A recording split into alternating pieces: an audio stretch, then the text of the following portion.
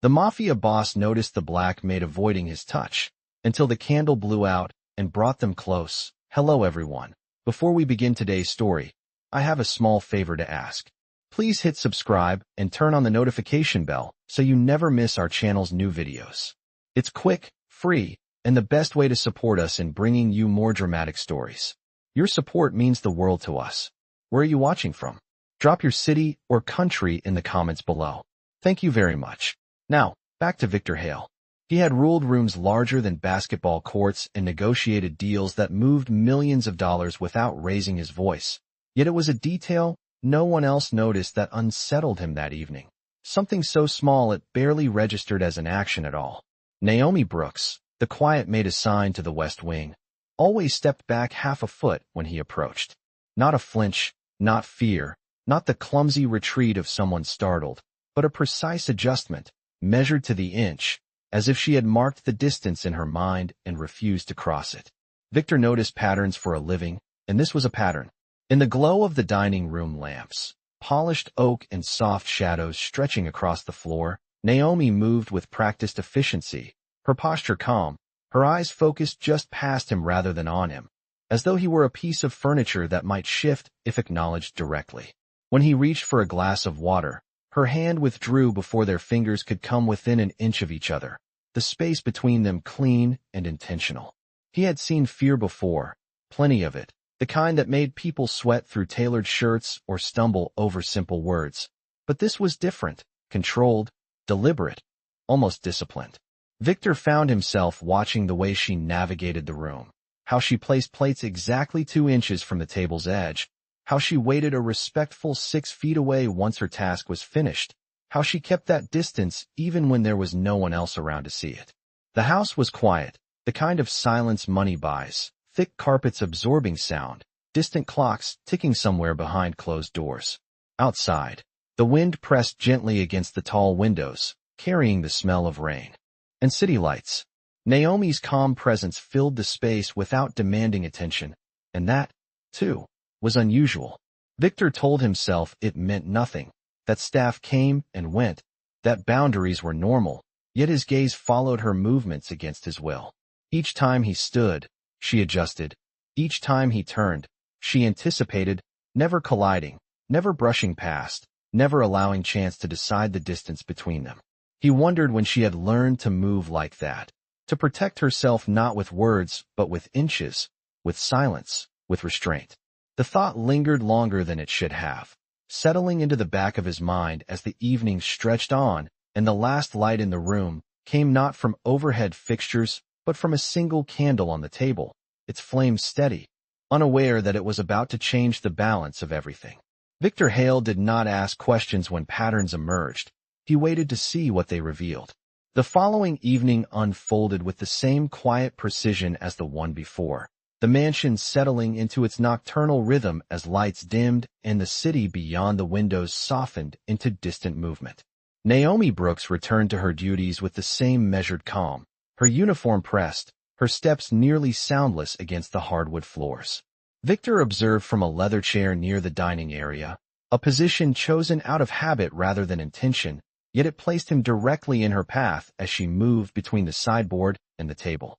She adjusted again, always the same way, shifting her weight back, keeping a careful span of space that never invited chance.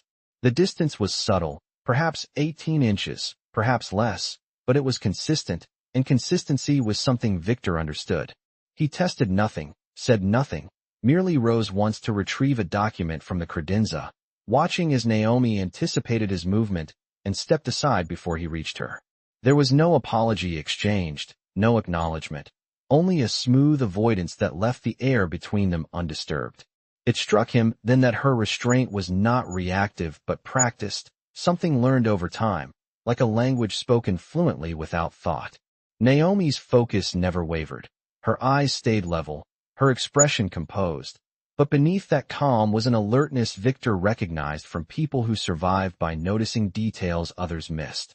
She knew where he was without looking, knew when to move, and when to remain still, and she did it without drawing attention, without inviting correction or approval.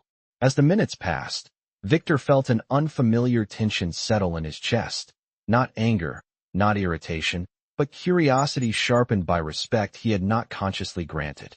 He noticed the way she paused near the doorway once her tasks were complete, hands folded loosely, shoulders relaxed but ready, as though waiting for permission that would never be spoken. He dismissed her with a nod, and she left, footsteps fading down the hall, leaving behind a room that felt larger in her absence.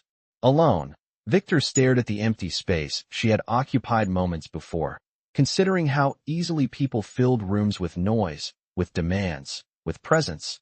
Yet Naomi filled it with absence instead, a deliberate withdrawal that commanded attention without asking for it.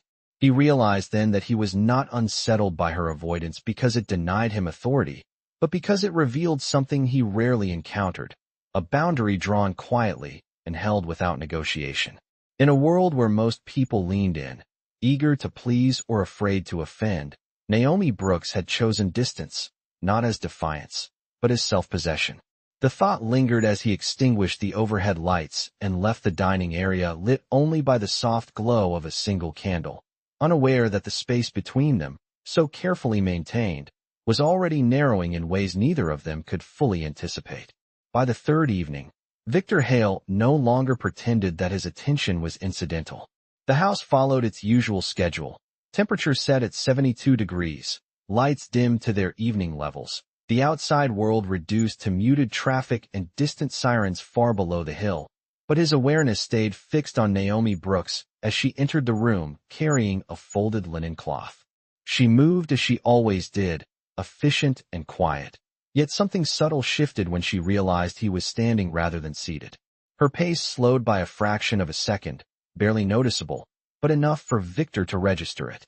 She adjusted her path, giving him the same careful space, and he found himself stepping deliberately into her orbit, not to test her, but to understand the rule she followed so faithfully.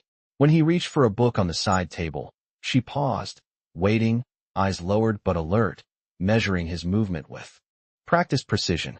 Their hands came close, closer than before, close enough for him to sense her presence without contact, a warmth of proximity rather than touch. Naomi shifted back exactly one step, smooth and unhurried, as if she had rehearsed the distance countless times. Victor stopped where he was, the space between them suspended, and for a moment neither moved. It was not awkward, not tense in the way confrontations were tense, but charged with awareness, the kind that came when two people recognized something unspoken and chose not to name it. Naomi resumed her task, placing the folded cloth on the console, then turning slightly to leave, always turning away rather than past him. Victor noticed how she angled her shoulders, how she kept her arms close to her body, how she navigated the room as though invisible lines dictated her path. He realized then that this was not about him alone. This was a discipline she carried everywhere, a boundary drawn long before she entered his house. As she reached the doorway, he spoke her name for the first time, not loudly, not sharply, simply enough to stop her movement.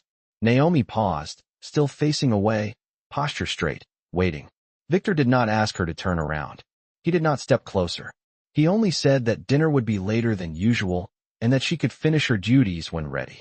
The exchange was brief, ordinary on the surface, yet when she answered, her voice calm and steady, he felt the weight of how carefully she chose every word, every step, every inch of space.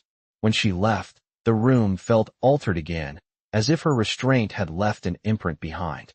Victor remained standing, aware that for the first time in years, he had moderated his own movement without conscious effort, stopping himself rather than expecting others to yield. He understood then that the tension he felt was not about control being challenged, but about control being shared in silence, measured not in commands or compliance, but in mutual awareness. The single candle on the table flickered softly, casting long shadows across the floor, and Victor watched the flame, unaware that its fragile steadiness mirrored the delicate balance forming between them, a balance maintained by inches, by pauses, and by a distance that had begun, quietly, to matter. Naomi Brooks learned long ago that distance could be a form of safety, not the obvious kind that came from locked doors or raised voices, but the quiet kind measured in posture and timing, in knowing exactly when to step back before anyone else noticed the need. As she moved through the West Wing that night, the mansion felt larger than usual, hallways stretching longer, ceilings higher, every sound softened by expensive silence. She kept her focus on her work, the familiar rhythm of straightening surfaces and aligning objects giving her hands something steady to do while her thoughts stayed carefully contained. Victor Hale's presence lingered in her awareness even when he was not in the room, not as fear, but as a variable she had learned to calculate. She did not avoid him because he was powerful. She avoided him because power made people careless with boundaries, and carelessness had consequences she had promised herself never to face again. Each step back was intentional, each pause deliberate, a way of reminding herself that she still controlled something in a world that rarely offered her that choice. When he spoke her name earlier, calmly and without command, it unsettled her more than if he had raised his voice, because it suggested attention rather than authority. Attention was unpredictable. Attention could change the rules. Naomi had built her life on consistency, on doing her job well enough to be invisible, on leaving rooms the same way she entered them, without impression. She knew how quickly curiosity could turn into expectation, how proximity could invite assumptions neither side intended. As she folded linens and placed them on the shelf, she replayed the moment their hands had nearly met, the brief suspension where neither of them moved, and she felt again the instinct that had guided her backward. It was not rejection, not judgment, simply preservation. She carried with her the knowledge that closeness often came with costs she could not afford, and so she guarded her space the way others guarded secrets. Naomi understood that Victor Hale was observant, that he noticed patterns, and that awareness sharpened her resolve rather than weakened it. She did not resent his attention, but she refused to let it define her. In the quiet of the service corridor, she allowed herself one steady breath, grounding herself in the certainty of what she could control, her movements, her silence, the inches that belonged to her alone. She reminded herself that respect did not require explanation and that restraint was not weakness. As she finished her duties and prepared to withdraw for the night, Naomi adjusted her path once more, maintaining the same careful distance she always did, trusting that the boundary she held without words would continue to protect her, even as the space between them began to feel, inexplicably, more charged than before. The next night settled into the mansion with a slower pace, as if the house itself anticipated something unscheduled. Dinner was served later than usual, and most of the staff had already withdrawn to the far wing, leaving the dining room quieter than Naomi Brooks preferred. She noted the change immediately, the way silence stretched longer between sounds, the way the air seemed to hold its breath. Only one place setting remained on the long table, and a single candle burned at its center, the flames steady and contained, casting warm light across the polished surface. Naomi adjusted the chair by a precise inch and checked the alignment of the silverware, her movements calm, controlled, rehearsed. Victor Hale entered moments later, jacket removed, sleeves rolled neatly to his forearms, his presence filling the room without sound. Naomi sensed him before she saw him and stepped back as she always did, creating that familiar margin of space. Victor noticed, as he had come to expect, but this time he did not move immediately. He remained where he was, allowing the distance to exist without testing it. The candlelight softened the room, shadows shifting gently along the walls, blurring edges that were usually sharp. Naomi poured water, careful to keep her reach contained, and placed the glass down before withdrawing. Victor thanked her quietly, the words unremarkable yet measured, and she inclined her head in response. Neither commented on the absence of others, on the way the room felt suspended between moments. Naomi waited near the sideboard, hands folded, posture composed, aware that the candle was now the primary source of light, its glow drawing attention to every movement. Victor took his seat, watching the flame flicker as a draft moved through the space when a distant door closed. He realized then that the room had been intentionally left this way, not by design, but by circumstance, and that circumstance had a way of changing how people behaved. Naomi shifted her weight subtly, maintaining her distance, but the reduced light made the room feel smaller, narrowing the space between presence and absence.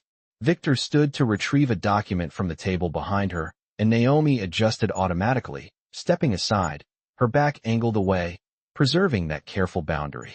The candle wavered, its flame bending briefly, and shadows danced across the floor. Victor paused, aware that they were closer now than they had been before, not by intention, but because the room allowed fewer paths. He stopped short, respecting the space she claimed without saying a word. Naomi felt the shift, the proximity pressing in without contact, and she focused on her breathing, steady and even. The candle steadied again, its light returning to a calm glow, and for a moment everything held, the room, the flame, the distance between them. Victor returned to his seat, and Naomi completed her task, retreating to her usual position near the doorway. Neither of them spoke. The candle continued to burn quietly, its flame small but persistent, unaware that it had become the fragile center of a balance neither of them fully understood, a balance poised on inches, timing, and a closeness that had not yet crossed a line.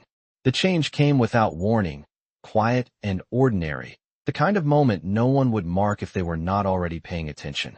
A cool current slipped through the room as the window shifted slightly in its frame, and the candle flame bent low, shuddered once, then disappeared, leaving the dining room wrapped in sudden darkness.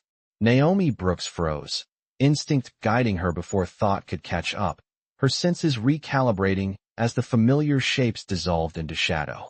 She took a careful step back, reaching for the space she always claimed, but the reduced light narrowed her options, turning the room unfamiliar. Her heel brushed the edge of the rug, just enough to disrupt her balance, and she stopped short, aware that Victor Hale was closer than she had anticipated. Neither of them spoke.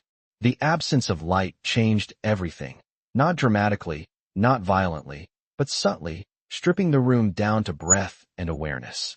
Victor remained still, resisting the reflex to move, to correct, to fill the silence. He could sense her presence clearly now, not through sight but through proximity, the quiet steadiness of her breathing marking the space between them. Naomi steadied herself, shoulders relaxed, hands still, refusing panic, refusing retreat that might force contact.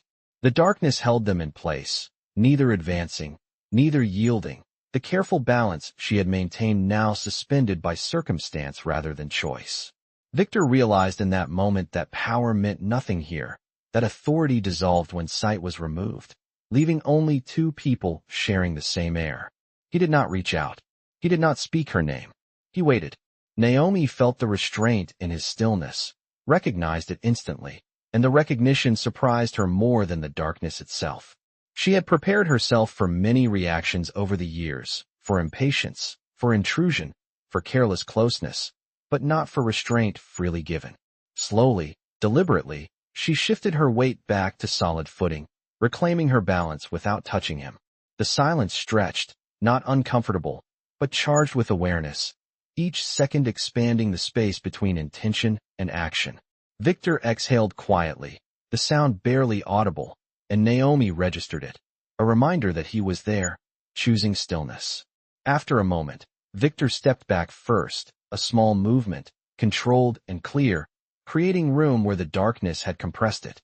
Naomi felt the space return and allowed herself to breathe fully again, grounding herself in the familiar discipline of distance. She reached for the table edge, steady and careful, and found the candle holder by memory alone. When the flame returned, light bloomed softly across the room, revealing them standing apart, exactly as before, yet altered by what had not happened. Neither acknowledged the moment aloud. Victor returned to his seat, composed, while Naomi straightened the candle and resumed her position near the doorway. The room settled again into quiet order, but something had shifted beneath the surface, a shared understanding born not of closeness, but of restraint, of respect held in darkness and released without demand. After the candle was relit and the room returned to its measured calm, neither Victor Hale nor Naomi Brooks treated the moment as something fragile that needed explanation. The evening continued with deliberate normalcy, yet beneath that surface, awareness moved differently. Victor finished his meal slowly, not out of appetite but out of attention, noticing how Naomi remained near the doorway rather than retreating farther down the hall, as she usually did once her duties were complete. The distance she kept was still there, precise and intentional, but it felt less defensive, more considered, as if recalibrated after what the darkness had revealed. Naomi stood with her hands loosely folded, posture straight but not rigid, her breathing even, her focus steady. She did not look at him directly, yet she no longer angled herself away with the same urgency. Victor recognized the shift immediately. It was not permission, not invitation, but acknowledgement. He understood then that closeness was not measured by inches alone, but by what one chose not to do when given the chance. The restraint he had shown in the dark had not gone unnoticed, and that realization carried a weight he had not expected. Naomi, for her part, felt the quiet settle differently in her chest. She had prepared herself to leave the room carrying the familiar tension that followed moments of near contact. But instead she felt something steadier, a sense that the boundary she guarded had been seen and respected without challenge. That recognition mattered more than words ever could. She remained where she was, not out of obligation, but because the space felt balanced again, no longer compressed by uncertainty. Victor rose from his chair when he was finished, moving slowly, deliberately, and Naomi tracked the movement with calm awareness rather than reflexive retreat. He stopped well short of her, maintaining the distance she had established from the beginning, and inclined his head slightly, a gesture so subtle it could have been mistaken for habit. Naomi returned it with the same restraint, her expression composed, her presence steady. Neither lingered. Neither hurried. When Victor left the dining room, he did so without looking back, trusting that the silence between them had already carried what needed to be understood. Naomi waited until his footsteps faded before she moved, approaching the table to extinguish the candle once more, this time by choice rather than chance. The room dimmed gently, shadows settling into their familiar places, and she felt no rush of unease, no need to count steps or measure distance. The space felt hers again, not because it was empty, but because it had been shared without violation. As she completed her final task and prepared to leave the room, Naomi understood that something essential had shifted, not in the rules she lived by, but in how those rules were received. Victor, walking down the quiet corridor beyond, carried the same understanding, aware that the most meaningful connection he had made that night came not from proximity, but from the discipline of stopping short, from recognizing that respect, once earned in silence, had a presence all its own. Morning came softly to the mansion, filtered through tall windows and pale curtains, but Victor Hale had already been awake for hours, seated in his study with an untouched cup of coffee growing cold beside him. He found his thoughts returning, uninvited, to the moment in the dark when he had chosen stillness over instinct, and he understood now why it lingered. It was not the closeness itself that mattered, but the clarity it brought.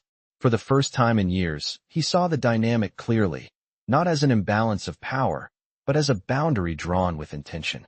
Naomi Brooks did not avoid him because she feared him, and the realization settled with quiet certainty. She avoided him because she valued herself. That truth shifted something fundamental in the way Victor understood respect. He had built his world on control, on knowing when to advance and when to hold ground.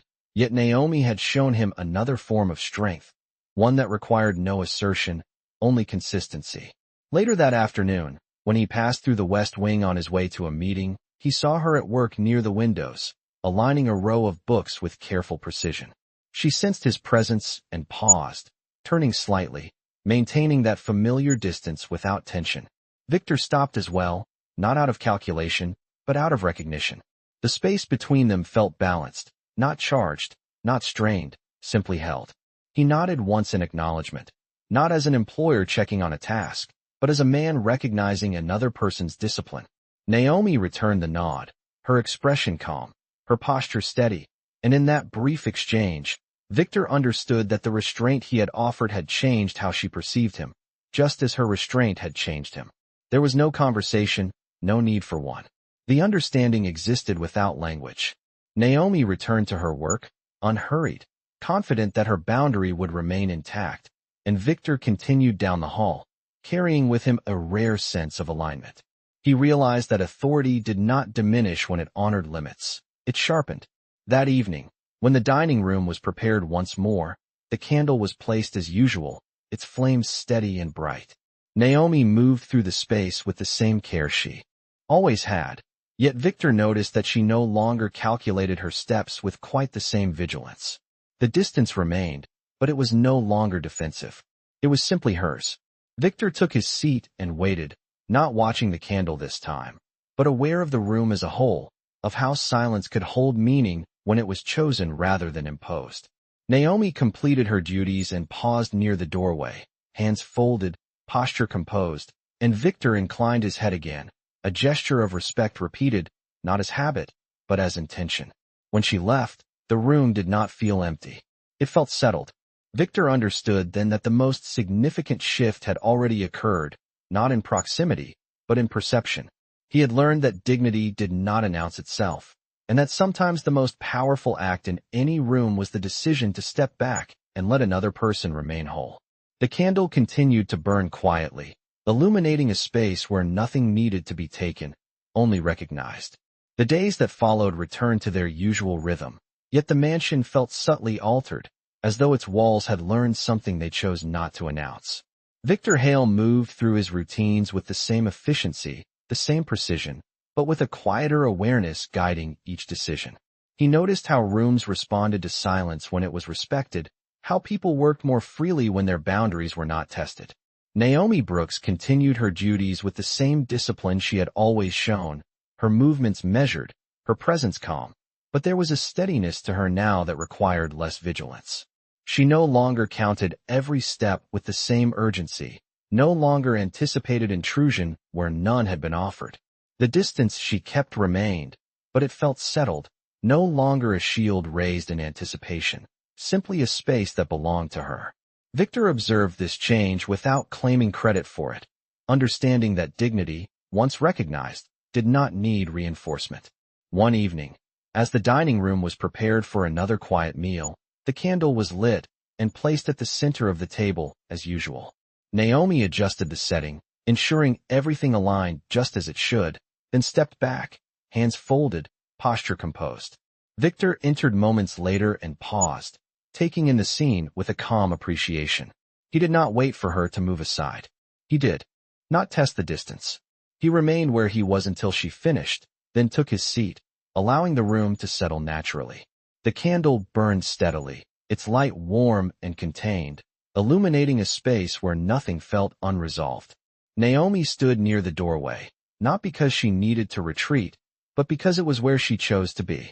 Victor inclined his head once more, the gesture familiar now, and Naomi returned it with equal restraint. There was no tension in the exchange, no charge, only acknowledgement. When she left the room, Victor remained seated for a moment longer, listening to the quiet, aware that the most meaningful shift had not been dramatic or visible. It had been internal, a recalibration of how power and respect could coexist without conflict. Naomi, walking down the hall toward the service wing, felt the same understanding settle within her. She had not been asked to explain herself, nor had she been required to soften her boundaries to be seen.